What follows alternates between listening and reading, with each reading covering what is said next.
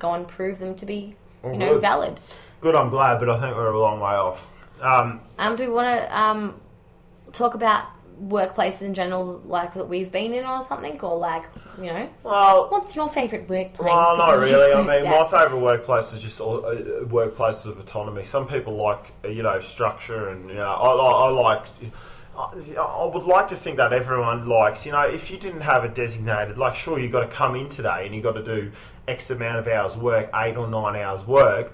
But, you can be fucking 15 minutes late. You can be half an hour late, as long as you just stay back a bit longer and do it. And, I'd like to think that everyone out there would like that opportunity. Definitely. And I think you need that, Like, fuck it, okay, it's raining, the traffic's going to be bad. I'm just going to go to sleep for an extra hour. I'm going to come in an hour later. Yeah. Like, and that's what I've got at the moment. Yeah. And that's why, like, I've got, as long as I'm doing my job, I've got shit I need to do. Like, I can't leave. I'm not going to leave if I've got shit, because do you know what happens Makes if your I job don't... harder the next do you know day. what, well, not only that, but what happens if I don't, that means, maybe 5,000 people don't get something. You know what I mean? Like that, but that's my specific job. Yeah. But once again, it doesn't matter, what magnitude your job has. It's still to the point, well, okay, you're getting paid for something, you just do it. But I don't think that all these fucking rules and regulations, I've had jobs where I've had to clock in, clock out, cha-ching, cha-ching. All my jobs have been like that. I've never had a job that you're talking about. Crazy. But I think that's the thing. You just want to be given a task,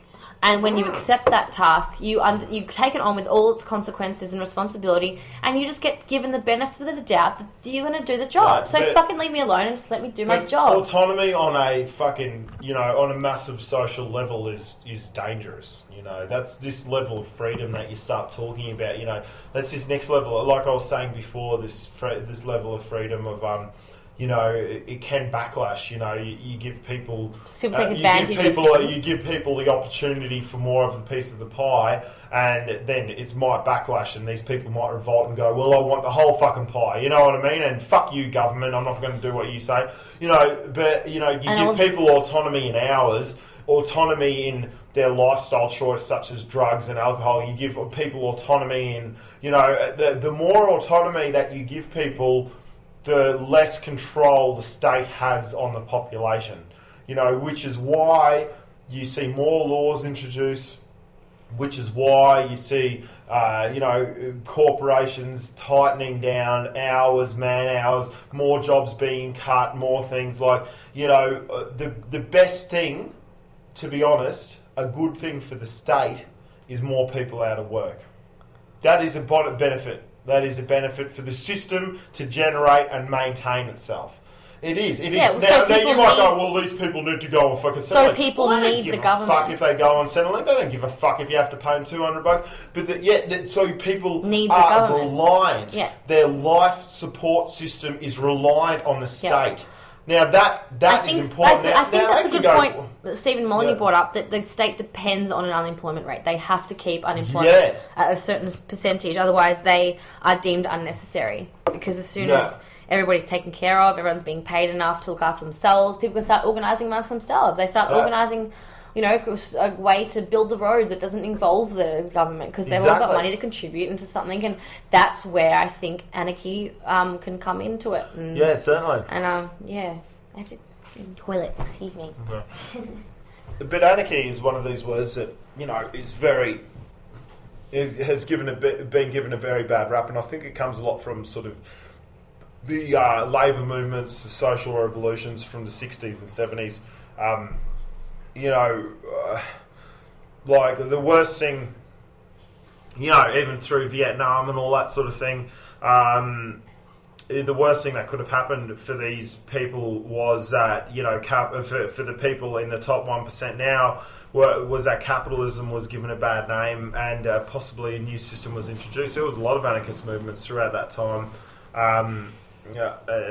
throughout America, and I think, who said it? I think Dr. Richard Wolff, a Harvard economic professor, I heard in one of his lectures, he was stating that throughout the massive amount of labour movements throughout the 60s and 70s,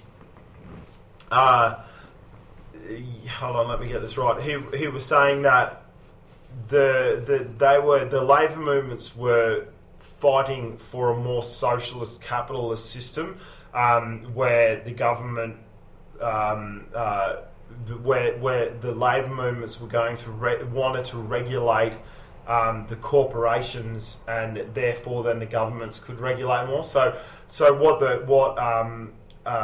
was it Eisenhower or something? What one of the US presidents did was said to the labour movements, was said that we will now pay for. We'll give you a social security system. Mm-hmm. We will now give you a social security system so that which is Centrelink, but on a rate in which everyone no longer has to be out of work, or no longer, but as long as you do not speak badly about capitalism anymore. What? Yeah. So if you're on Centrelink or so in America, if you're on welfare, well, I mean, you can't speak badly about. These social movements were coming from people being paid so poorly, and these labour movements were coming up from the grassroots. And because the capitalists were going, well, we're losing this fight because it was such a strong movement. They were like, look, well, we'll put a social security system in place, and which means that even if you're not getting paid enough and you're out of work, you're going to get enough money. Yeah. Then you no longer do you try and talk about anarchism, about anarchism, or try and break down capitalism, and so they put this in place and they put everyone to work through work for the dole systems. So you've got no excuse essentially. It's so you got no excuse, and then what happened 30 years later? All regulations broke down. Social Security goes to shit. Food stamps are just fucking ridiculous, and the world goes into one in four people in the US are on food stamps. 88 million people are jobless in America. 88 million people. 88 Is million. it 1 in 4 now? Yeah. That's 1 in 4. Yeah, that is absolutely mental. 88 million people. That is 4 times the population of Australia. And don't believe don't believe the figures the official figures that they tell you. It's fucking absolutely stupid.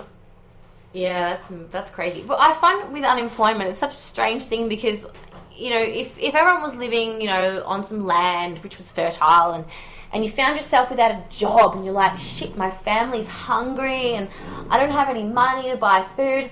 And then you look at the land and you go, oh, I can plant some potatoes. And then you're like, well, I'm just going to plant some more food. And then eventually you're like, I can do this shit myself. Yeah. And the reason...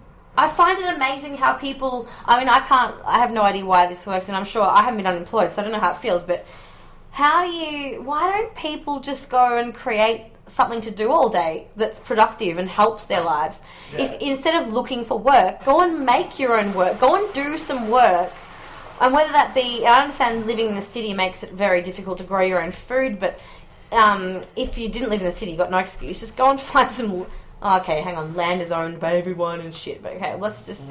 and that's an issue too. But if you've got nowhere to live, why don't you go and build a shack? Yeah. With your free time because you don't have a job. Being unemployed is so strange. It's like you need someone to tell you what to do to look after yourself.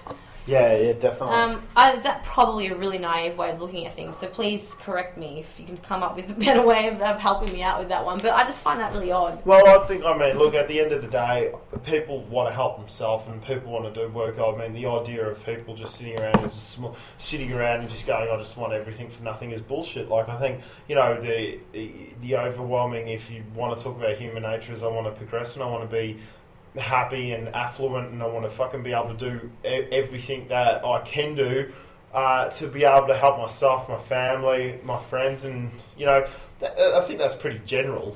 Definitely, that's pretty general. Yeah, and people are only lazy because they feel like being lazy is taking advantage of. It's like rebelling against something they've hated a lot. If people are doing what they want, there's no such thing as being lazy. You're doing what you want. But there is a difference because I was out of work for quite a while. It is a little bit hard to find a job. In Australia at the moment, I was out at work for quite a while, and the mindset that I got, it was annoying. Well, not for... We have to say it's not hard to find jobs at the moment. Because you have to see the amount of jobs that there are available. Well, it depends how much you want to lie. It's hard to find a job for the right It's hard to find the right job for you. Yeah, definitely. It depends how... It's harder to find it than it was a couple of years ago, but it depends how much you want to lie on your resume. I hate the fact that you have to lie on a resume. It depends. It definitely does, you know. And once again, another reason why you're pigeonholed into just fucking shit you don't want to do most of the time, just to maintain that money to, you know, keep up with the Joneses. Well, I believe in, you know, if you just obviously I believe in honesty, because the people who are hiring you are just as have the right to know if they're hiring the right person for their business, just as much as you have the right to find out from them if you want the job, if you're going to be putting yourself into a workplace that's going to benefit you. It's a completely equal trade-off there, and you know, both need to be understanding what they're getting themselves into. It's not like, and that I think the reason why that's unable to be looked at that way is because people are so desperate for jobs that they don't care. You know, they're not honest because it's like, fucking just need a job because I need to live. But if everyone didn't have their survival based on it, everyone was like, no, you know what? I don't want to work there because it's not best for me. And the person who was going to hire them will go, thanks for being honest, because that means that you wouldn't have been the best for us as well. And so we're all better off because you were honest. Yeah. I think that's so important. And I did that with them when I actually was going to join the Air Force. I got accepted an offer to be an air combat officer and a pilot. And when I went, and I was in Canberra, and these officers were interviewing me, and it was pretty hardcore. And we sat down, and he was asking me, I think it became a personal interview or something. So asking me questions, and I actually came to the conclusion in the interview that I didn't want to do it. And I said, actually, you know what, this isn't right for me. And and it was the type of interview where you're supposed to tell them how much you're right for it, and you know how good you are going to be. And I was like, actually, I was asking them questions. I'm like, you know what, I don't think this is what I want to do.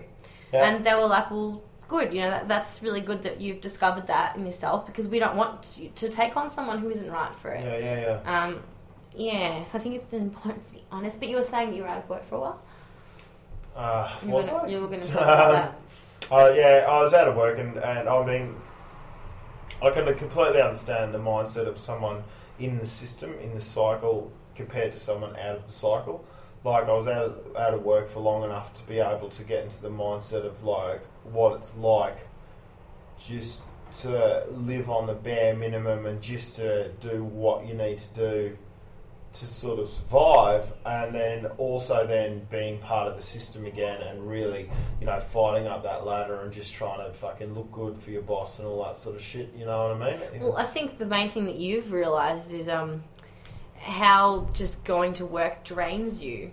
Because when you get home, you understand that you just don't want to do much with your brain. You just want to sit there, relax, be luxurious, to, you know, treat yourself to watching shitty TV, treat yourself to some chocolate, treat yourself to basically not looking after yourself because you feel like you want to correct the mistake that was made by spending all day doing something you don't want to do. Yeah, exactly. So it's like, fuck it, I'm going to do everything I feel like doing. I'm going to necessarily you don't want to do it, more to the point that you've just abused yourself, like, through massive hours, or you've abused yourself through, you know, not being able to spend that much time with your family or friends, or not really being able to live your life. Yeah, you feel like, you know what, I deserve to do what I want now. Yeah. And you kind of take the other extreme. That's actually probably where a lot of fat people get fat. Definitely. No, I think that's where a lot of extremism comes, because you feel hard done by all day, and so you need to counteract that with an equal and opposite reaction, which is I can't even get to the fucking gym. So people get so smashed on the weekend because they feel like it's a necessary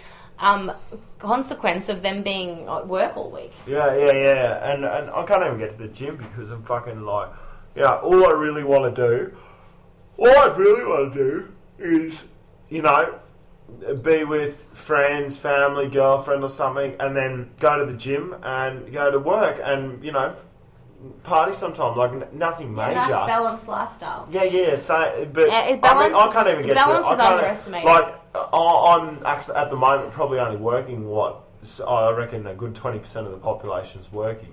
Like, I might be working like 55 to 60 hours a week just because the business is starting up and all that sort of shit.